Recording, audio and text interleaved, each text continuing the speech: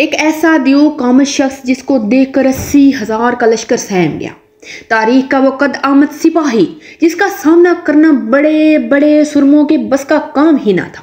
ایک غریب چرواہے نے اس کو ایک ہی وار میں کیسے پچھاڑ دیا؟ وہ چرواہا کون تھا اور اس دیو کا خاتمہ کیسے ممکن ہوا؟ قدیم صحیفوں اور کتابوں میں ایسے افراد کا تذکرہ ملتا ہے جو بہت بلند قد و قامت رکھتے تھے، جنہیں ہم آج جائنٹ کہتے ہیں، جن میں قوم عاد، اوج بن انک، جبارین اور نیفلن جیسے لوگ شامل تھے۔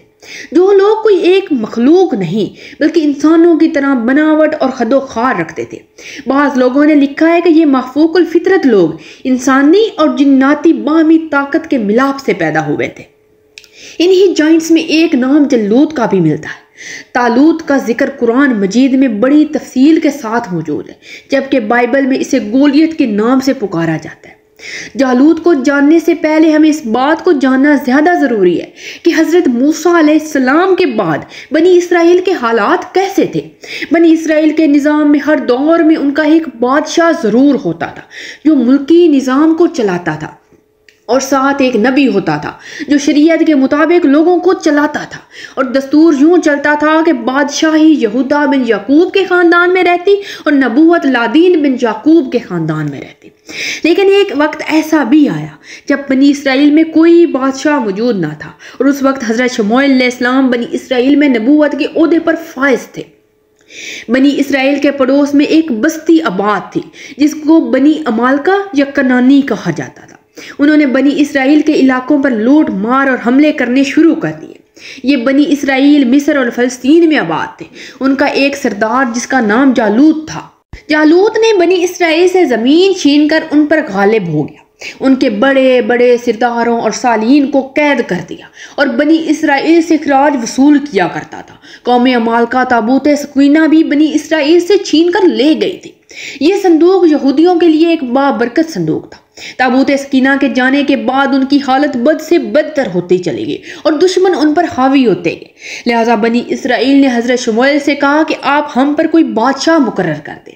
آپ علیہ السلام نے حکم خداوندی سے طالوت کو بادشاہ بنا دیا۔ طالوت بنی اسرائیل میں سب سے زیادہ طاقتور اور قوی ہیکل انسان تھے، لیکن بہت ہی غریب اور مفلس تھے۔ وہ چمڑا پگھلا کر اور بکریاں چرا کر گزارا کیا کرتے تھے۔ اس بات پر بنی اسرائیل کو اعتراض ہوا کہ طالوت شاہی خاندان میں سے نہیں ہے، یہ کیسے ہمارا بادشاہ مقرر ہو سکتا ہے؟ کہا بادشاہ کے حقدار تو ہم صرف لوگ ہیں، کیونکہ ہم شاہی خاندان سے تعلق رکھتے ہیں۔ ان کی باتوں کا جواب دیتے ہوئے حضرت شموئیل علیہ السلام نے کہا کہ اللہ تعالیٰ نے تم لوگوں پر حضرت طالوت کو چن لیا ہے، اسے علم اور جسم میں کشادگی عطا کی ہے۔ یہ اللہ کا ملک ہے، جسے چاہے دے، اللہ ہی کی بادشاہی ہے، وہ جس کو چاہے عطا کرے۔ اور ان کے بادشاہ ہونے کی نشانی سب سے بڑی یہ ہے کہ تابوت سکینہ تم لوگوں کے پاس واپس آ جائے، جس کے اندر تمہارے رب کی طرف سے تمہارے دلوں کا چین ہے۔ لہٰذا طالوت کے بادشاہ بننے کے بعد فرشتے اللہ کے حکم سے اس تابوت کو بنی اسرائیل کے پاس لے آئے، جس سے لوگوں کو نبی علیہ السلام کی سچائی اور بادشاہ کی بادشاہت کا یقین ہو گیا۔ بادشاہ بننے کے بعد طالوت نے اپنی ساری قوم کو جالوت کے خلاف اٹھ کھڑا ہونے کا کہا۔ جب حضرت طالوت اپنے لشکر کو لے کر جالوت سے مقابلہ کرنے کے لیے روانہ ہوئے تو ان کی آزمائش کچھ یوں ہوئی کہ ان کے راستے میں ایک نہر ملی۔ یہ نہر اردن اور فلسطین کے درمیان والے راستے میں پڑتی تھی۔ انہیں اس وقت سخت پیاس لگی ہوئی تھی، لیکن اللہ نے حکم دیا کہ جو میرے بندے ہیں وہ اس نہر سے پانی نہیں پئیں گے، جو پانی پیے گا وہ نافرمان ہو جائے گا۔ لیکن جو شخص شدید قسم کا پیاسا ہو اسے یہ اجازت ہے کہ وہ ایک چلو بھر پانی پی لے۔ اس سخت گرمی میں وہ سامنے پانی ہونے کے باوجود پی نہ سکے تو اللہ اس سے راضی ہو جائے گا، اور یہ اللہ تعالیٰ کی طرف سے بڑی سخت آزمائش تھی جس سے ان کے ہونٹ سیاہ ہو گئے اور ان کی پیاس اور زیادہ بڑھ گئی، اور انہوں نے قوم عمالقہ سے لڑنے کی ہمت بھی کھو دی، جبکہ فرما بردار اور نیک بندوں نے اللہ کے حکم کے مطابق صرف ایک چلو بھر پانی ہی پیا تھا۔ یہ پانی ان کے لیے بہت زیادہ کافی ہو گیا اور ان کی پیاس اس سے بہت ہی اچھے سے بجھ گئی۔ ایک قول کے مطابق لشکر طالوت کی تعداد 80,000 سے زیادہ تھی، جس میں سے صرف 313 لوگوں نے اللہ کی اطاعت کی اور پانی نہ پیا۔ اس مناسبت سے حضرت محمد صلی اللہ علیہ وآلہ وسلم غزوہ بدر میں صحابہ سے فرمایا تھا کہ ہماری تعداد حضرت طالوت کی تعداد جتنی ہے جس نے آپ کے ساتھ نہر پار کی تھی۔ بنی اسرائیل نے جیسے ہی نہر پار کی آگے جالوت کے لشکر کو کھڑا پایا۔ بنی اسرائیل نے ایلا کی وادی میں خیمے گاڑ دیے اور دونوں فوجی آمنے سامنے کھڑی ہو گئی۔ تھوڑی ہی دیر میں ان کا سردار جو نہایت قد آور اور طاقتور آدمی تھا وہ بھی وہاں پر پہنچ گیا۔ یہ ایک پہلوان تھا، اس کا قد 6 ہاتھ اور 1 بالش تھا۔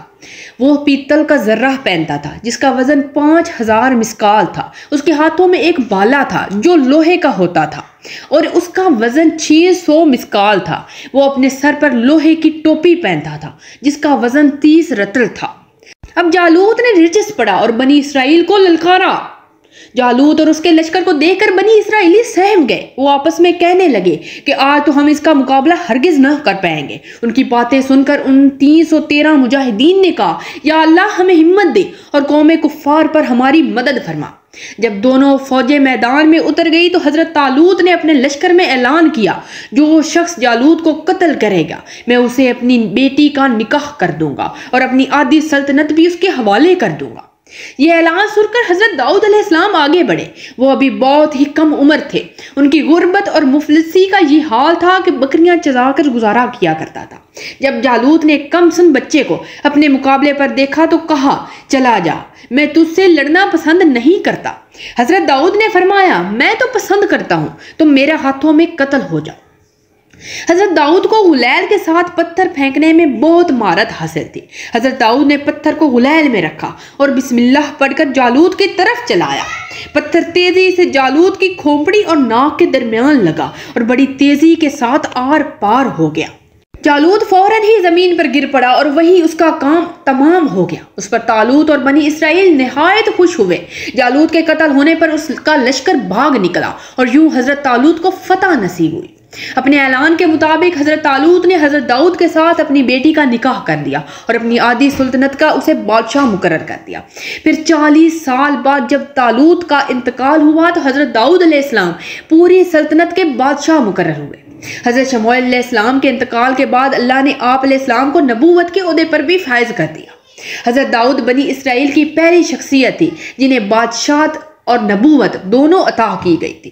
حضرت داؤد کے پاس نہ ڈالی تھی، نہ تلوار تھی، نہ بھالا تھا، صرف ایک غلیل تھی جس سے آپ اس دیو ہیکل جالوت کو ایک ہی وار میں گرا چکے تھے۔ جالوت کے اس واقعے میں ہمیں یہ سبق ملتا ہے کہ اگر ہم اللہ پر بھروسہ کریں اور توکل پر قائم رہیں تو اللہ ہمیں ضرور جیت نصیب فرمائے گا۔ ہمیں بھی حضرت داؤد علیہ السلام کی طرح مشکلات اور آزمائشوں سے گھبرانے کی ضرورت نہیں، بلکہ ہر چیز کا ڈٹ کر سامنا کرنا چاہیے، کیونکہ اللہ جب ہمارے ساتھ ہو تو وہ ہمیں ہر طرح کی لڑائی کے لیے طاقت و ہمت عطا کرتا ہے، بشرطے کہ ہم اللہ کے فرما بردار رہیں۔